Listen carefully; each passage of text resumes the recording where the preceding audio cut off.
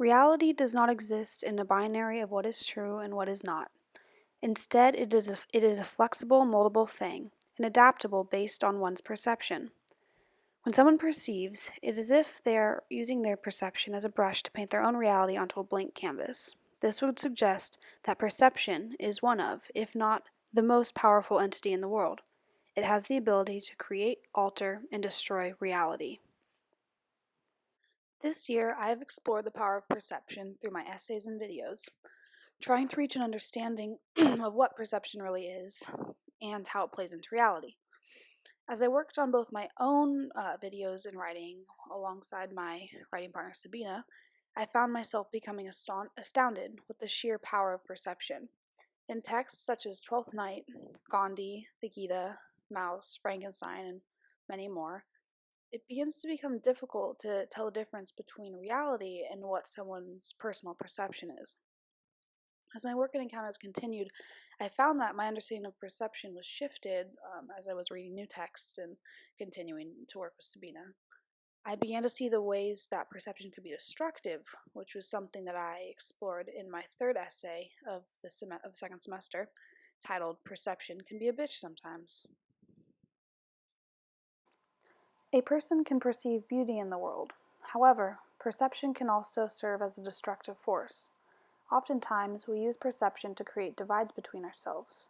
We perceive trivial physical differences, which lead to a creation of identities for those outside of ourselves, making them the other. We see this more destructive side of perception in the Gita, with Arjuna and his teachings from Krishna. In the Gita, understanding transcends sight, and in the case of Arjuna, it is non-sight or blindness that actually reveals the true understanding. Um, for Arjuna, he must enact blindness before he can really actually see the truth. Initially, Arjuna is blind to truth, although he is physically perceiving the world around him. He tells Krishna, I see men gathered here, eager to fight. I see my kinsmen gathered here, wanting war. I see omens of chaos, Krishna. I see no good in killing my kinsmen in battle. Though he is describing the things that he is physically perceiving, Arjuna is essentially blind to the lessons being taught to him by Krishna. His perception, his physical perception that is actually hiding the truth. Finally, Krishna gives him the divine eye to reveal true knowledge to him. Krishna says, but you cannot see me with your own eye. I will give you a divine eye to see the majesty of my discipline. It isn't until Arjuna has enacted this type of blindness through giving up his own sight that he reaches understanding, leading to the conclusion that his perception was actually obscuring the truth. We see this in Frankenstein. When the wretch first beholds his reflection, he says, at first I started back, unable to believe that it was indeed I who was reflected in the mirror, and when I became fully convinced that I was in reality the monster that I am, I was filled with the bitterest sensation of despondence and mortification. This is an example of the wretch absorbing the perceived notion that he is different and that he is somehow a monster that is created through other people's perception of himself. Because, in this case, because of perception, there is this divide. There is a divide that tells the wretch that he is not part of humanity, he is a monster. And because of this perception, he starts to genuinely accept that. And so perception essentially creates a monster out of the wretch. We see this in a much more sinister way in Maus, especially through the depiction of Artie and this Polish prisoner, with Artie being a mouse and the Polish prisoner being a pig.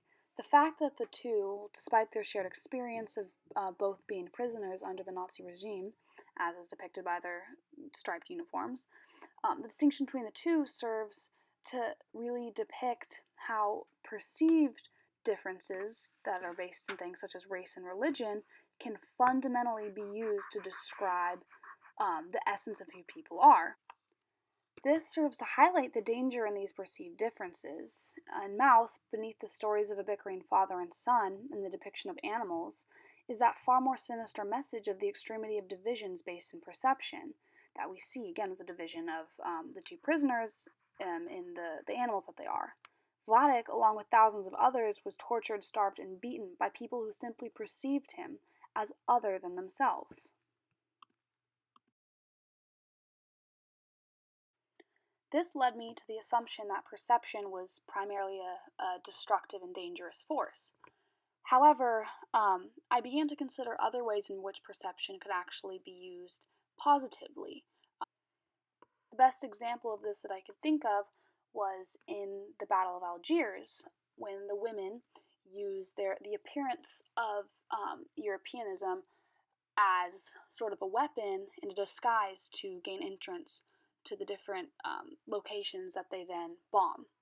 Now, while initially this might seem like it's a destructive use of perception, seeing what their intentions are, here perception is really being wielded as a source of personal power um, for the women, because they don't truly believe themselves to be European. The external perception that others have of them becomes a disguise that they're able to then use and manipulate to accomplish what they want to do. So,